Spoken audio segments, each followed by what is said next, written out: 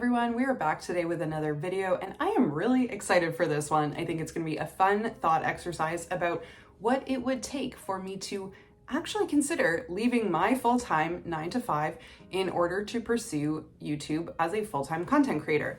I am obviously a YouTuber. That is how you are finding me. Hi, hello. And for those who are new to the channel, I am still a relatively new creator. I have been on the platform for less than a year, but my channel is monetized. So technically, this is a small income stream for me. And in theory, if I continue to put out more videos and grow and get more subscribers and views, then this is something that could presumably grow as an income stream for me. Now, I want to be clear out of the gate that I do not have the intention nor the desire to pursue content creation full-time. So this is strictly a thought exercise. I thought it might be helpful for other people who are starting side hustles, starting their own businesses, considering content creation as a way of making money, that these are some things that it would take for me to feel good about pulling the trigger and going all in and quitting my job to pursue this full-time. I think it's probably pretty clear from my earlier videos that I'm someone who is more risk averse. I think I tend to lean on the more cautious side. And so I thought it might be interesting to share what it would take for someone like me who is more risk averse to feel confident and comfortable taking the plunge and going all in on something like YouTube. And this is not meant to be prescriptive. This is not advice. What works for me isn't necessarily going to work for you, and that's totally fine. Everyone has different jobs and lifestyles and financial situations and circumstances and levels of privilege that are obviously going to impact their decision making and their ability to take risks. And so I think this is a great conversation and one that we do not all have to agree on. I just thought it might be interesting for you all to see where I stand. So with that, I came up with a list of 7 things. Let's dive into what my non-negotiables are. So first up, I would need a 1-year emergency fund. That is a complete non-negotiable for me. I currently have about a pretty standard emergency fund. It's about 3 months of living expenses. Most common advice, I think, suggests somewhere between 3 to 6 months of living expenses saved in a high yield savings account. So I'm at the lower end of that, and I would 100% need to ramp that way up before I ever quit my job. There's just no way I am giving up my steady paycheck without having a really big buffer of cash in the bank.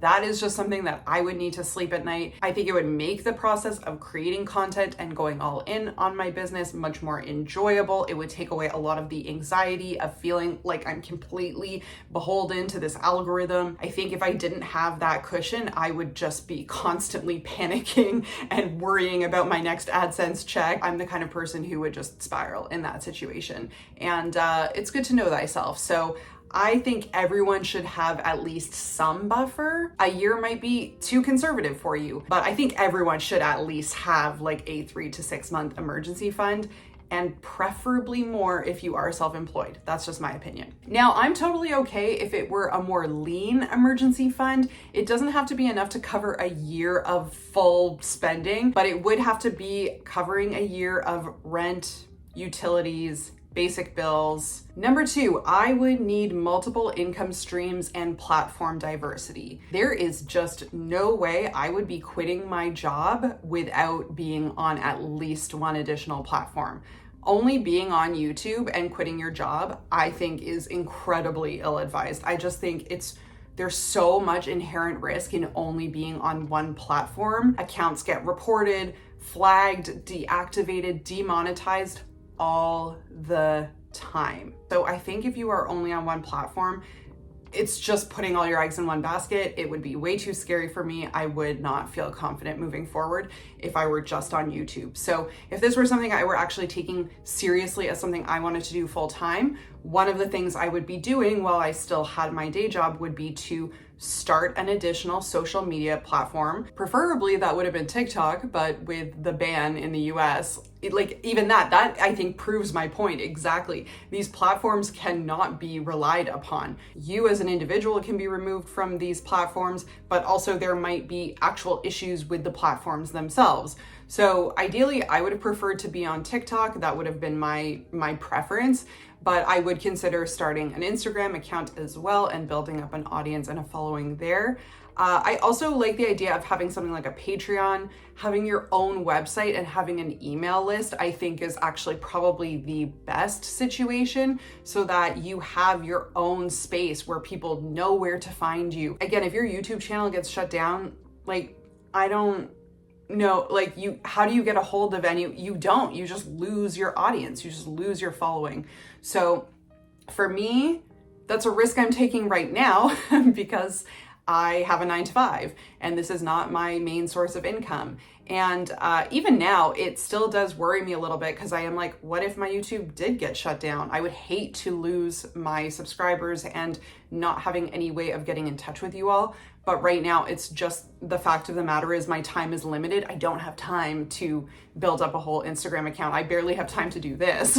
So I just have to be really mindful with my time, because I am working a 9-to-5.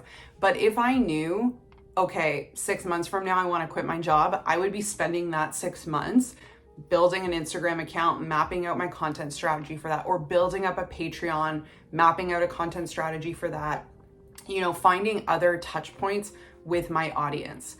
And in a similar vein, I would also want to have multiple income streams. I don't think that's anything groundbreaking. Like, I think that that's pretty common advice, and you do see other people talk about that with social media, like making sure that you're diversifying, that you're not just relying on YouTube AdSense or the Creator Fund. And well, we don't even have the Creator Fund in Canada, so you can't even make money directly off TikTok here, but that you are branching out, that you have sponsorships and affiliates and maybe merch. Maybe you're selling your own products of some kind, whether that's a digital product or a physical product. Maybe you're starting a consulting business as well. Maybe you're offering coaching services. Just something. Relying on YouTube AdSense is, well, I think ill-advised. Yeah, I don't know. Like, it is really crazy, even as a new creator. This channel has only been monetized for a few months. Whew. There have been months where I've made, like over a couple $100s. And then I think in November, I didn't even meet the threshold to get paid out. You have to hit $100 to get paid out. I don't think I even hit that. So it just goes to show how volatile it can be. Content is very seasonal. It's very cyclical. Year end can be a really good time for a lot of creators, because companies and brands are willing to spend more on ads. So ad spend goes up around the holidays, but then some creators do really well in January because they do productivity content. So it just really depends. It depends so much on your niche. It depends on fluctuations throughout the year with just marketing budgets, ad budgets. So there's so many different things that affect that AdSense check. And then also just your views and how well your videos are doing, which you don't always have that much control over. Yes, you do have control over the quality of the content you're putting out, but I don't know, this algorithm, I don't know what to tell you. I still don't understand really one thing about it. So, yeah, it feels crazy to quit your job, to go all in on something where the algorithm still barely makes sense to you. So yeah, I would absolutely have to be making money in multiple different ways. And I think that probably is pretty good advice for most people. Number 3, I would need to be completely debt free, except for a mortgage. I would be fine if I had a mortgage, but if I am carrying any other debt, consumer debt, a car loan, I would not feel comfortable. To me, it's just about de-risking and reducing your liabilities, and debt is a liability. To me, I would want to get to a point where my budget is as streamlined as possible, where it's as low maintenance as possible, where my fixed monthly costs are as low as they possibly can be before giving up my day job. It's just something that would make me sleep better at night. And really, if your business is doing as well as you think it is, you shouldn't be carrying any consumer debt. You should be making enough on the side where you are able to pay down any debt you have before going out on your own. And I think it's kind of similar with the emergency fund, actually, because again, you might think, well, Kate, it would take forever to save a 12-month emergency fund. And it's yes, that's true. I mean, it took me years just to save up my 3-month emergency fund. That's why I don't have more saved. That's why I don't have 6 months, because it took me forever to put that money aside. So I hear you, but again, if your business is doing as well as you think it is, you should be able to save up really quickly. Like if I started making, I don't know, let's say like $3,000 a month from YouTube, and yeah, you have to pay taxes on that, etc. But I would be making thousands of extra dollars a month that I could just be putting into my emergency fund before I quit my job. That's what I would be doing. And if you are making that much money from your side thing, you should be able to stockpile money in your emergency fund pretty quickly. Like it shouldn't really take you that long to build it up if your business or side hustle is making good money, which it should be if you're considering quitting your job for it. You know what I mean? Number 4, proof of concept in my business for at least 6 months. Now, this does not mean being monetized for 6 months or making any amount of money for 6 months. No, this would have to be making an actual sustainable living off my business for a period of at least 6 months. And preferably it would be longer. I think just 6 months is like a bare minimum. I think that's a good thing to shoot for most people. Like if you know you need to be making $50K a year to provide for yourself, you should be making sure that for at least 6 months, you are tracking towards earning that $50K a year from your business before you consider leaving your job. Number 5, and this one might sound a little strange, but I would want continued involvement in my current line of work, in my current field, and or in academia. I am currently working as a UX researcher, and I would want to maintain at least some level of contact with like former colleagues, other people in the field. I would still want to network from time to time or have coffee chats with people or attend the occasional webinar. And that's for a few reasons. One, I mean, it would make it way easier to get back into that field again, should I ever need to. Like if I ever wanted to leave content creation and go back to working a 9 to 5, then your network is still somewhat there. Like it might not be as rich as it once was, but at least you still have some contacts, you still have some connection with the field. But I also kind of would want to do it just selfishly. I like being a researcher, and I would want to continue to have some intellectual stimulation. Like not to say that content creation can't be intellectually stimulating. You know, I think it can be. And honestly, running your own business takes a lot of different skill sets, and you do have to be quite sharp. But at the same time, I think it's just different muscles. Being a researcher challenges me, and I like that. And similarly, when I was working in academia, you know, I loved it. Like I loved being a researcher. I loved writing papers. You know, I'm authored on a bunch of peer-reviewed papers. It's so nerdy. But even that, like that's something that I would consider maybe getting more involved again with, you know, my academic circles. And maybe it would even be something as simple as, you know, like going back and becoming a peer reviewer again myself, because I still do get pinged from time to time to peer review other people's journal articles, which I typically decline because I just don't have time. But if, you know, I were quitting my job and going out on my own, like, again, I think it would be maybe like a nice thing to do just to, again, have that mental stimulation, keep my brain sharp in the areas that I've spent so much time building my career in. And, you know, at this point, I've invested like 15 years into my career, and I like what I do and I'm proud of what I do. And I think too, it can open doors just like in terms of maybe consulting or contracting opportunities could come up. Like maybe that's something I would consider, taking on short-term UX contracts. Yeah, I think it'd be nice. I think it would just have so many benefits to continue to stay in that world in some capacity at least. Number 6, I would need my income from YouTube to match or exceed the income I'm making from my day job. And I don't think that's groundbreaking either. I think a lot of people do talk about this, but I think a lot of people are doing the math wrong, or they're just, you know, there are oversights in how they're thinking about this. Because let's say you make $60K a year and you're like, okay, so I need to earn $5K a month to break even with my current salary. Cool. But then if you are at a job that offers benefits of any description, you have to take that into account too. And I actually really like this. My work does something cool. They send us something called an annual rewards statement. And I will try to find a picture of it actually, and I'll put it up on the screen so you can see what I'm talking about. But they basically send us a pie chart of our total compensation. And so you can see the breakdown of, your base salary makes up the majority of your income. But then there's all these other slices of the pie that represent all the other benefits that come with working at this company.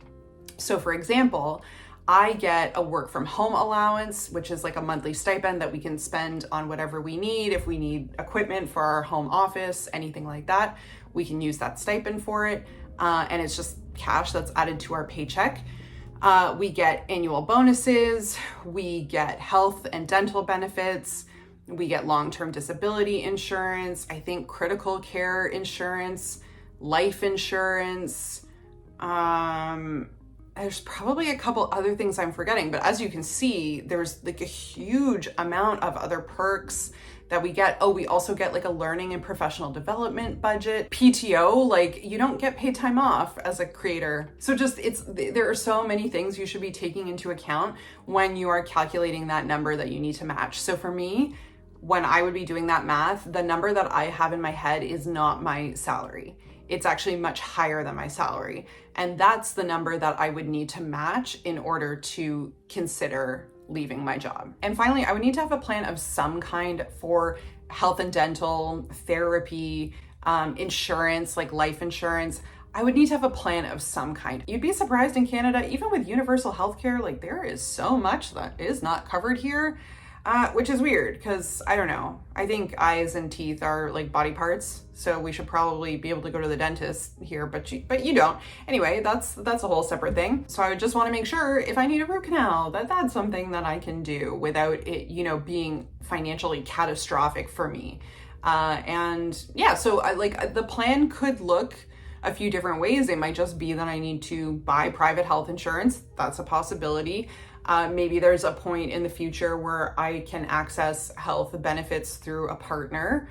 Or maybe this is just something I self-insure against. Maybe I don't buy private insurance, but maybe my business is just bringing in so much income that, the thought of paying for a root canal out of pocket is totally fine. And there are lots of people who are in that financial situation, and kudos to them. That's fantastic. But you do have to be in a pretty good financial position for that to be the case. And so I think this could look a few different ways, but all to say is just that I would need to have a plan in place. I would need to have considered, how am I going to pay for therapy? What happens if I need to go to a chiropractor? That I use all that stuff. I go to physio, I get my free massages. So yeah, I would just need to put some kind of thought into it as to what I would do, what my plan would be to cover those kinds of things like healthcare and life insurance and so on. And there is a bonus number 8 one. This isn't technically on the list because this is more of a nice to have, but like I said, I'm pretty risk averse. So this one would make me feel way better about taking the leap, and that would be to be Coast Fire. So FIRE, for those who aren't familiar, is Financial Independence Retire Early, and Coast Fire is a variation of that. So it really just means that you have enough saved and invested for retirement that even if you never put another dollar into those accounts, if you just let that money sit there and grow and compound, you would still have enough at retirement. So let's say you're in your 20s or 30s right now and you have already put a good chunk of money into retirement, where you were to, again, let it sit and stay invested. It does have to be invested, but it could just compound over the next 30, 35 years, and it would still hit a couple $1 million by the time you're 65. Then you're Coast Fire. So for me, that would just add a lot of confidence, because I think one of the things that is really challenging about being self-employed is retirement planning. It's the fact that you don't get a pension, you don't get a retirement match. So it doesn't mean it can't be done. Of course, self-employed people can do retirement planning and they can do it on their own. It just means that there is a little bit more of a burden because you are having to do it all on your own. Even just the fact that right now I get a 4% match, that's nice. Like that actually goes pretty far. That ends up being quite a bit of extra money that is, being invested on my behalf every month. So I just think it would alleviate a lot of pressure if I knew my retirement was already squared away. Like, let's just say I've already got, like a couple $100,000 sitting invested, and it's just going to grow and grow and grow and grow for the next 25, 30 years. And I know that my retirement is still going to be secure, even if I don't continue to add to it. I think it's just similar to being debt-free, having an emergency fund. It's just one more thing that you're doing where you're taking this responsibility off your plate by saying, yes, ideally you continue to put in your retirement accounts, but it's also not the end of the world. Let's say you have a bad quarter, then you could forego saving for retirement for a few months, and it wouldn't be the end of the world because your retirement is already secured. So yeah, I would just feel like way better being coast fire personally. So that is my list. Let me know down in the comments what your thoughts are. Am I crazy? Is this like way too conservative, or does it seem more or less on point? Or have I missed anything? Like, we all have blind spots. Maybe there are some oversights I've had in my list. So let me know what you think down below, and I will see you on the next one. Bye.